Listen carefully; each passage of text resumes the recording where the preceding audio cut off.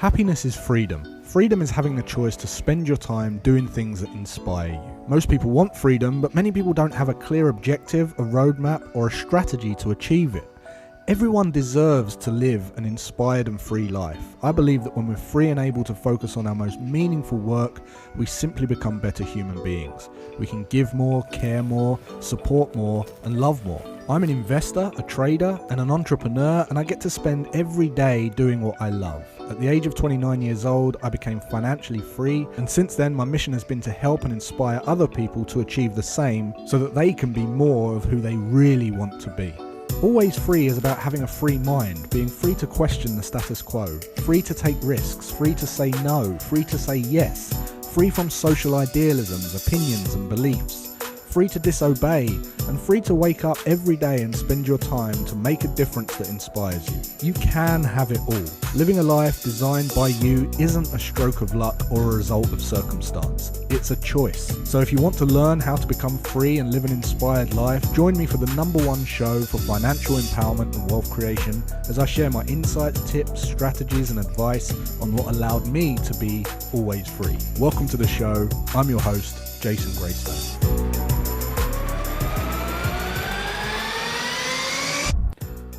Well, welcome back to the show, guys. I hope you're all having a nice week so far. This is your Always Free show, and if it's the first time you're listening, it's the #1 show for financial empowerment and wealth creation, and today I'm joined by a very special guest. Dan, thanks for coming on, mate. It's good to be on the studio. Yeah, how cool is this? Yeah, I've seen it all on the intro, and now I'm here. Now he's in here. So, we've got a real special episode of this show lined up for you today. We're going to be talking about income growth. So last week we was talking about how to figure out where your income growth can come from, what it is you might like to do. And we had a lot of questions come following that show. And before we kick off and tell you about this particular topic, which we're going to be discussing in this show, let us know who's listening first of all. So where are you from? Who's tuning in? We can have the comments coming up on the middle. So who we got? We've got Neil, how you doing? Bobby, Nikki, Robbie. Amazing. So let us know if you enjoyed last week, and let us know if you've got any questions on that. What we're going to be talking about this week is income growth in a bit more detail. And I wanted to invite Dan on because me and Dan are pretty similar, right? Yeah. What would you say the differences are between us? I'm more handsome. Well, I mean, we're about the same age, and we've both started and grown different businesses, and we both read a lot of the same books. We've both got the same guitars. Yeah, that was weird. That was weird. All of that stuff. So no, there's a lot of similarities. Yeah, but when it comes to business, I think there's a big difference between the difference of you and I in business, which is you're extremely driven by freedom, and you want that lifestyle business.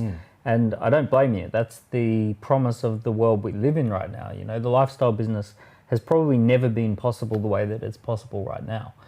So you've seized on that, and you've aligned that to your values, and you've basically built a life that's completely untethered from the rest of society. Oh, do you like my office? Yeah, you don't have to leave. You never leave. You don't have to leave the house. The only thing I'm missing is like growing your own tomatoes or something, right?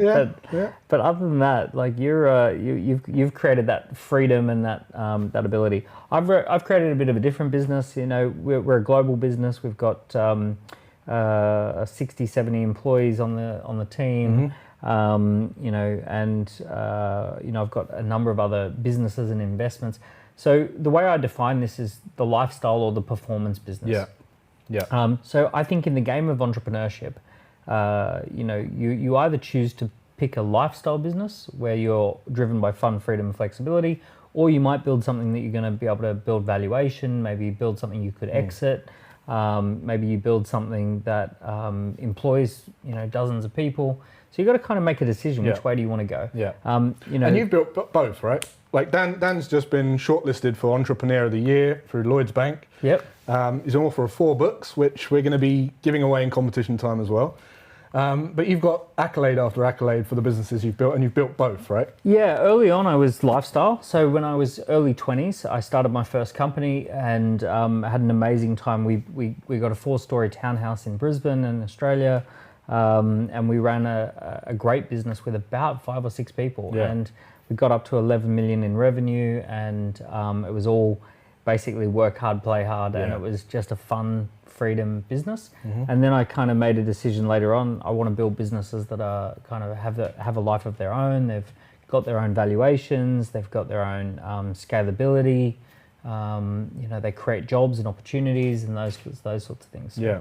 So what's happening, like what we're seeing a lot of at the moment, is a lot of people are trying to create lifestyle businesses, I would say, because of the dynamic of what's going on, because of everyone being forced to become more mobile. Yeah. And I think that's kind of the natural progression. What are the benefits of building a performance business over a lifestyle well, that's a good point, right? So you're saying why would you? Yeah. So it's an interesting time in the world. There's a bit of what's called forced entrepreneurship going on, where people have to become entrepreneurial. They may never have gone through their career thinking that they wanted to become an entrepreneur, but they've now recognized that's the world they've got to play in if they want to earn more money, have more fun, have more freedom. They've got to get themselves entrepreneurial. So we're seeing millions of people join the entrepreneur revolution and start businesses, grow businesses, and all of that sort of stuff. I think for most people, I would say something like 75-80% of people, they want the lifestyle business. They want to have, and there's a design for that, right? There's an actual blueprint for building the lifestyle business. Why would someone want a performance business? Well, if you get it right, it's a life-changing amount of money that you can earn in a performance business. A performance business can have a bigger impact. Yep. A performance business creates jobs and opportunities for people, and sometimes some entrepreneurs are very driven by that. A performance business is a bit more around excellence and discipline in the craft of entrepreneurship. So it's a little bit like tennis. Some people love playing tennis through the week, and it's a lifestyle decision for them. Some people want to win Wimbledon. Yeah. They want to play full on, and they want to try and have a crack at a major tournament. Yeah. So it's a different approach. One of the biggest differences is with a performance business, you can actually build towards an exit if you wanted one. Yep. And at the moment, some crazy stuff is happening, like if you build a SaaS business, a recurring revenue SaaS business, those can sell for 4 to 7 times revenue. Yeah. So it's very common now that we see 4 to 7 times revenue on the SaaS business exits. So, you only have to get a SaaS business up to 4 or 5 million, and you're talking tens of millions on the exit, which for most people is going to be a life-changing sum of money. Yeah, definitely. So a lot of people want to start businesses, and you've got, oh, by the way, Dan wrote this book 10 years ago. He was talking about this book 10 years ago. He wrote this book, and what do you talk about in this book? About the change that's coming, how there's going to be basically that book is about the end of the industrial age, and that there was a time where there were factory owners and workers, and then never the two were the same people. So the person who owned the factory roof, I paint a picture that value evaporates off the workers, gets caught in the roof, and whoever owns that roof actually keeps all the profit and all of that sort of stuff. And there was no in the core of the Industrial Revolution, there was no pathway from being a worker to an owner. And then around 2000, we start seeing people starting their own little businesses, running businesses on laptops.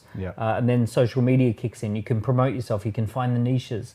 If you do some really narrow little thing, you can have 10,000, 20,000, 30,000 people globally who seize on it, and now you've got yourself a business. So it talks about this idea, where will talented people be rewarded?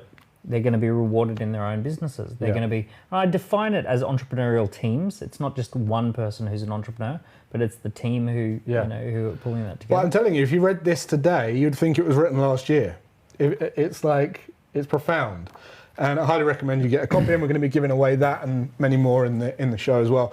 So for those of you watching, let us know first of all, if you want to start a business or you're thinking about starting a business, and have a think about what type of business that would suit you. So are you a lifestyle or are you performance? Now, many of you... Should I give some definition? Yeah, I think before you answer that question, I'm going to ask Dan to kind of define the two, and actually we can get them to play along with a little. Yeah, we can do the. We've got do a the little quiz scorecard. for you as Got well, a quiz. where you can really find out what you're suited for best. I'm going to guess that most of you guys are lifestyle, but Oh yeah. we'll, if they're watching this channel, they're probably lifestyle. yeah, But here's the blueprint.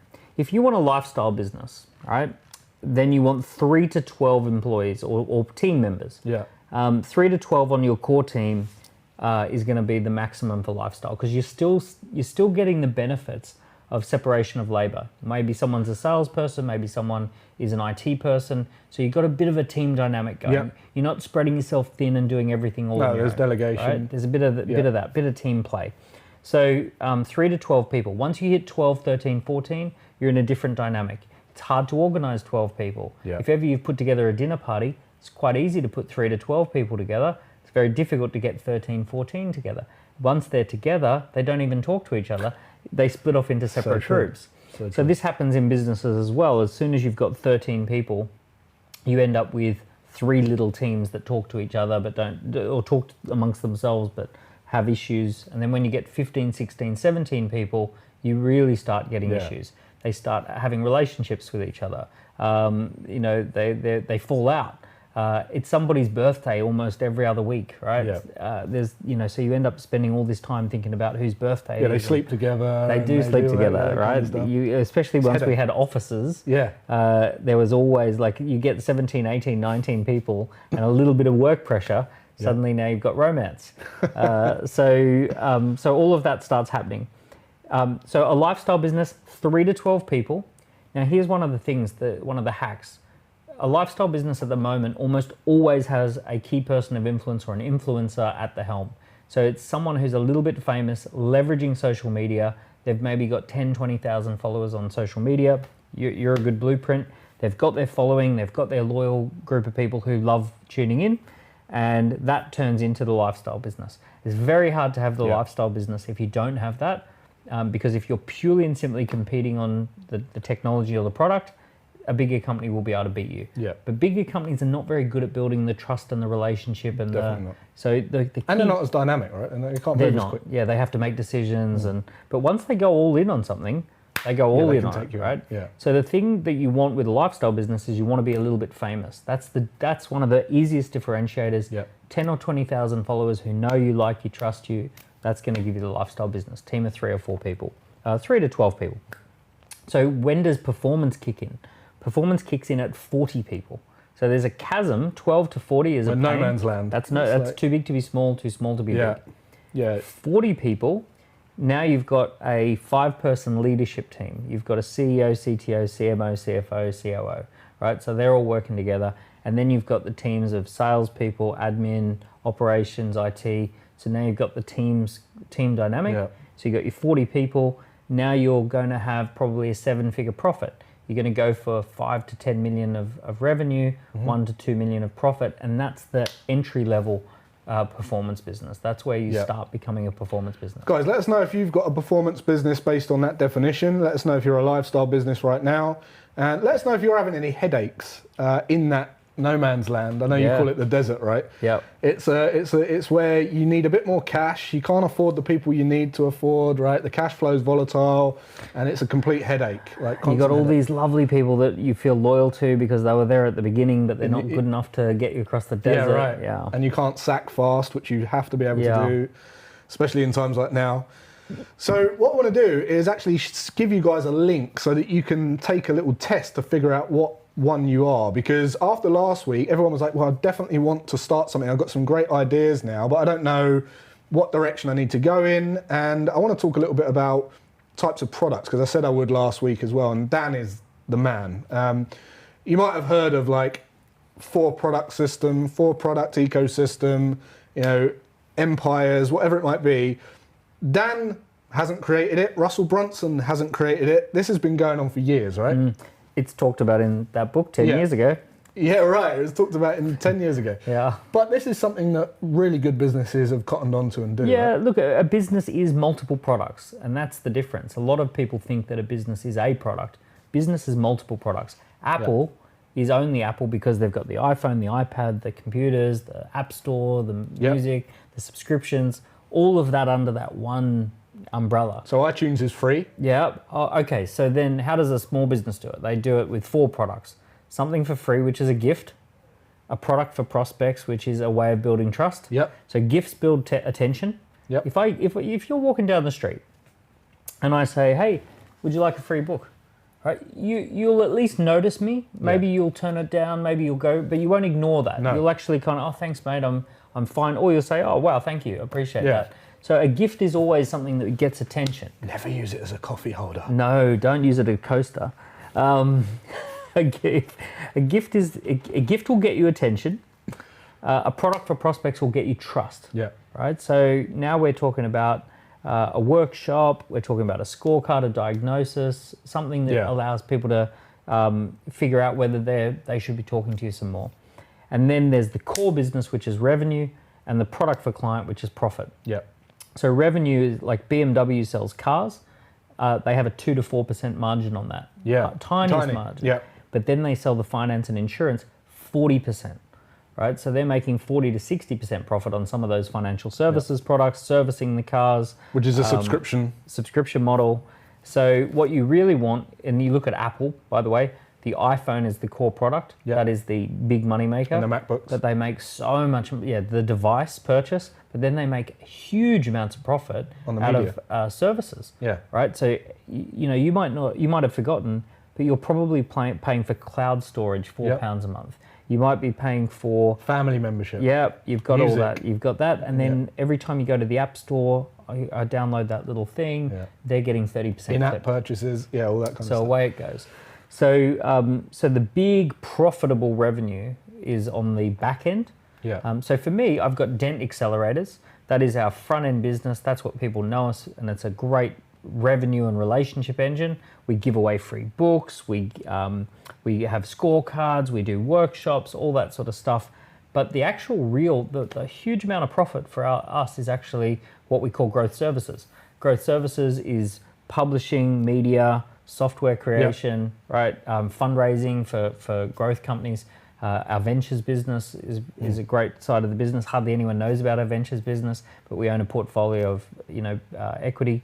So all of that's on the back end. So I think when most business owners struggle is they just have a core product and they just try and sell one thing. And this will be relevant as to where we take this in this conversation. But they're setting their rod for their own back, right? Like as you say, instead of coming up to me on the street and going, do you want a free book? You're going, buy my program for 20 grand. Yeah. That's not really going to work, is it? Yeah, no, it's like going up to a stranger and saying, let's get married. Yeah.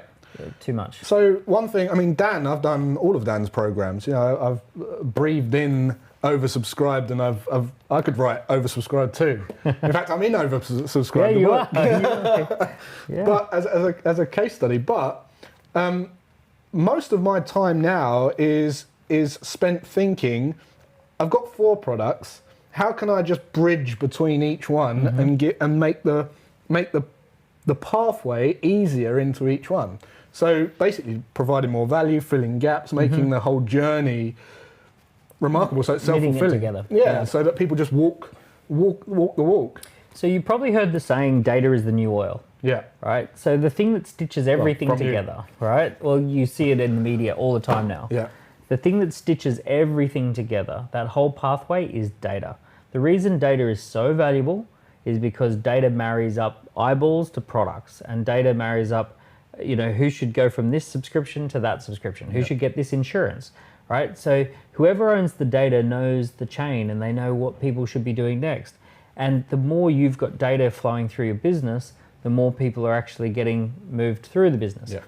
In 2006, I started running workshops where I was telling entrepreneurs, you've got to think of yourself as a media company. You're a media business now, right?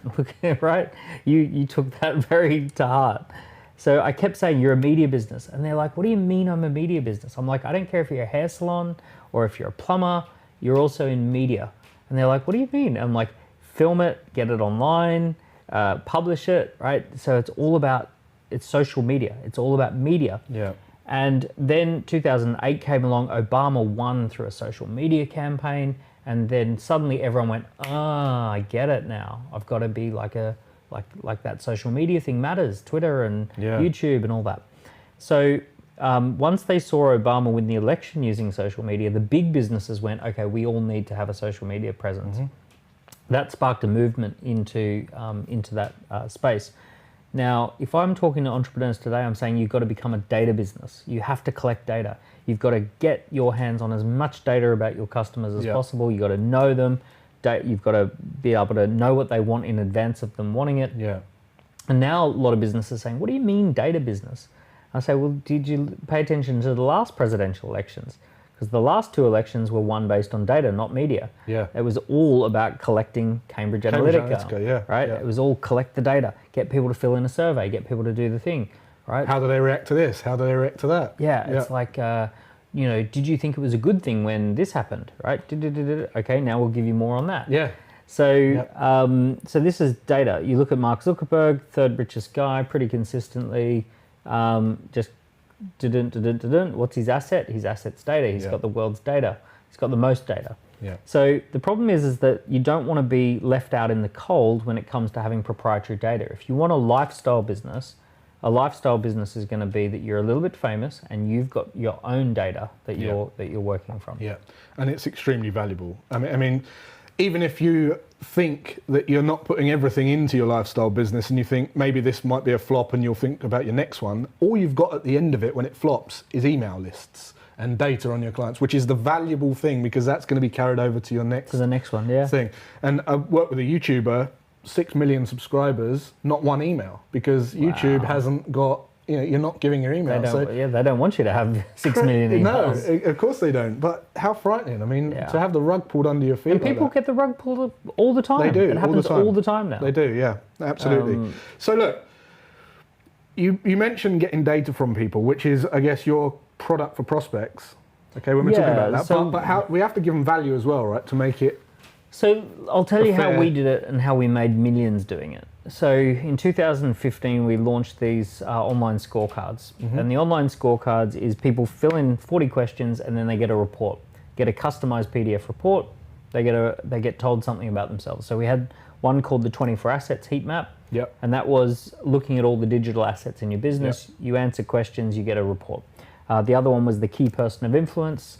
And that was you answer questions, you get a report about how to increase your influence. We did one called the campaign scorecard. You answer questions, it tells you how to improve your marketing campaigns. And what was the one called we just did? That was called the lifestyle or performance. Lifestyle performance. Did we send that in, Lorna? Yeah, so go and do that, guys, and see what you think. Yeah, check that out. It'll tell you whether you're a lifestyle or a performance entrepreneur. Yeah. So these are scorecards. So the person taking the scorecard, they want to know something about themselves. They want to kind of tally up their score. They want to see how they're doing. So, basically we launched these scorecards in 2015 and the floodgates opened for us. Every single week, hundreds of people taking the scorecards. Now those go through to our sales team. You often talk about passive income, right? Or asset income, leveraged income. Yeah.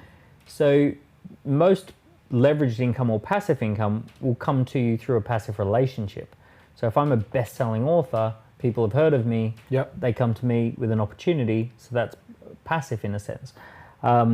So when we have these scorecards, we suddenly have all this data, all this information when people fill these in. Our salespeople can pick up the phone and say, hey, I noticed that you scored really well for pitching, but not so well for published content. Can I talk to you about how we can get some more published content out of you and get it online?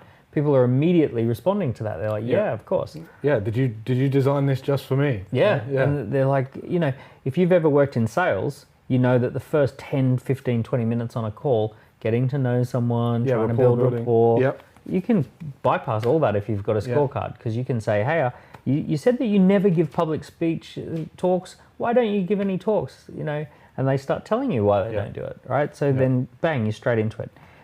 Same as the 24 assets one. We asked you whether you'd won awards. You've never even entered for awards.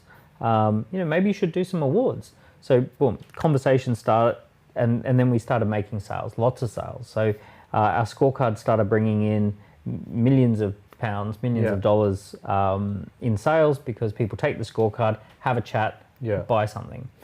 So it's been one of our best sales tools. The biggest thing about having a scorecard, and you guys, many of you have done my wealth profile test, right? So it's 50 questions, yes, no. You get a 55-page report, 42 questions, and it gives you some real deep insights. Like, it's a 55-page personalised report with a video where it feels like I'm speaking to you, and that is building rapport without me. So when I talk about leveraged income, that's building a relationship with you, created it once, digital asset, and that is now building a relationship with you where I'm in your mind and you believe that I understand you and I've got the result, or I've got I can lead you to where you want to go. And that's... And unlike a book, which you write it once and it's only, it's just done once, it's a broadcast tool, a scorecard adapts to however they answer the questions. Yeah. So it only gives content that's relevant. So essentially that is one of the best strategies people can... I agree. Right? And they're cheap to create. They're super easy. If you're a coach, you can create a scorecard and immediately have 20 people fill it in, talk to them about what they want to improve, and now you've got a coaching business. Absolutely. And Lorna can fire up what the website looks like right now, and she'll post a link into the chat as well, where you guys can go and check out Scoreapp. And if any of you are thinking of starting a business, even if you haven't got a business yet, this is a great tool I found to market research. It's the fastest MVP, Definitely. Minimum viable product. Yeah. If I was launching any business from scratch, first thing I would always do scorecard. I would do the same. Yeah. I would do the same because, as you guys know, whenever I launch a business or go into business anyway, I'm thinking as lean as possible. So I almost want a proven concept before I've even built the thing, and a scorecard's definitely the best way to do that. If I can't get people to fill in a scorecard, I'm not going to be able to build a business. Absolutely. And if I can get people to fill in a scorecard, I'm going to be able to build a business. Yeah. So it's win-win either way. Yeah. You're going to either get a very cheap lesson, or you're going to be on your way. Yeah. Tell us a little bit about the features of Scoreapp then, for people who because we've got different people on here. We've got fitness professionals and coaches. Very simple with the scorecard. You come up with a concept, and the concept should be built around what do people want to achieve. So if I'm a fitness coach, it could be a weight loss scorecard, or it could be six-pack. Yeah, get a six-pack, bulk up for summer, whatever it is, right? Get as fit as you, get in the best shape of your life. Yeah. Right.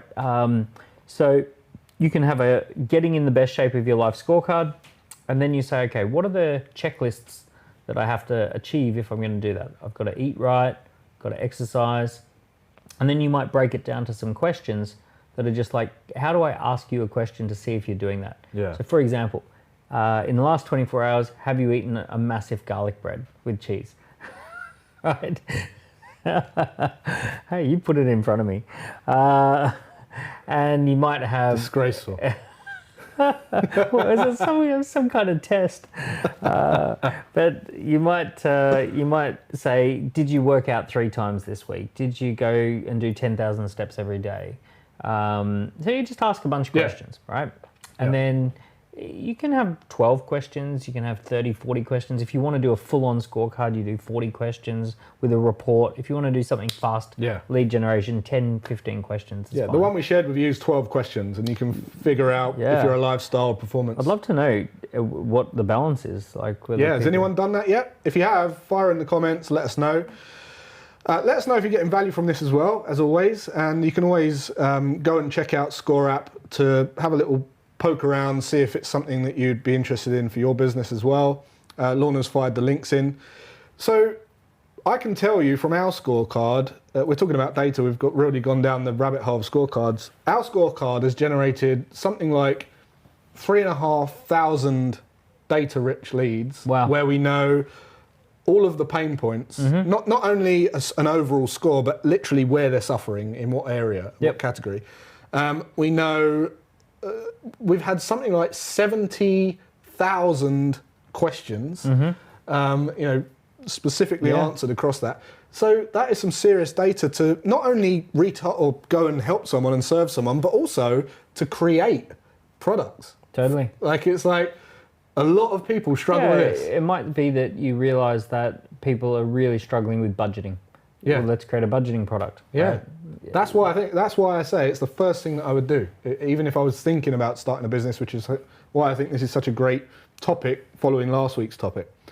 So Is there anything else that you would advise if people are going to start a scorecard around or to generate leads? What the messaging should be? Because one thing I always think is people think about it as if they're answering it, or what people actually what people need but not want, and people only buy what they want, right? Yeah, exactly. You've got to connect with people's wants. The whole purpose of a scorecard is that people only take the scorecard if it's based on what they want. Yeah. So it has to be about the carrot.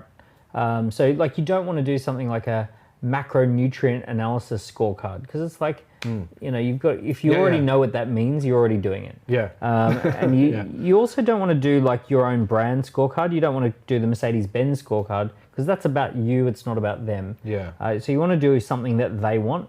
You want to keep the questions just nice and simple. So you don't want to ask things like, you know, does your phone plan come up for renewal in the next month? It's like, oh, I'd have to go and check. Yeah.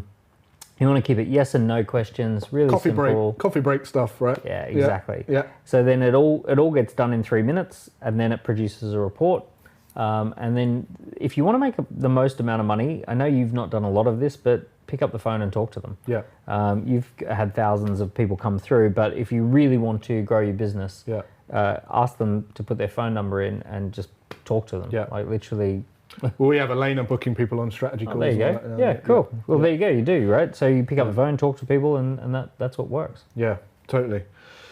So, guys, let us know what you got from this. Let us know what you're planning on doing. Whether you're going to use a scorecard or not, or whether you're a performance business or a lifestyle business.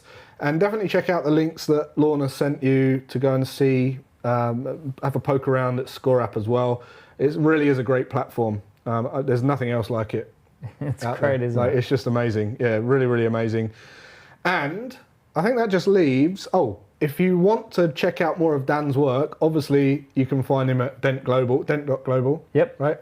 And all over social media, he's got more followers than me. Only just. But he's a fantastic entrepreneur, and if you're thinking of starting a business, I can't recommend anyone. Amazing. He's the go-to. And that just goes on to the next thing of competition time. So let's have competition time. Everyone knows about competition time now. The way that you get entered into the chance to win in a competition is you have to be here during competition time. That's the first thing. So you have to be here around the 30-minute mark, and you have to be engaging in the chat, and you just have to be talking and chatting. And if you want to post a picture of you watching the show and post it on social media, even better. That will give you even more chances. And if you're in an obscure location, that'll give you even more chance. Just saying that, just putting it out there. But the winner gets to win a always free hoodie, size and colour of your choice. And this week, as a special bonus, we're going to be giving out Dan's the whole set series of books, -1, which is Entrepreneurial Kids, but you can go and get that. Don't be cheap. So we're going to give you these ones. We're going to give you a free hoodie, and the winner is, which is selected from last week. Drum roll. Tony Cleary. Well done, mate. You've been here every week. You've been watching every week. You've been commenting every week, and you deserve it. So reach out to admin@graystone.education and let us know your size and your colour, black, grey or white, and that'll be on its way to you. So that just leaves us to say thanks for watching. Stay free. Stay always free. And until next week, have a great rest of your day and weekend, and we'll see you then.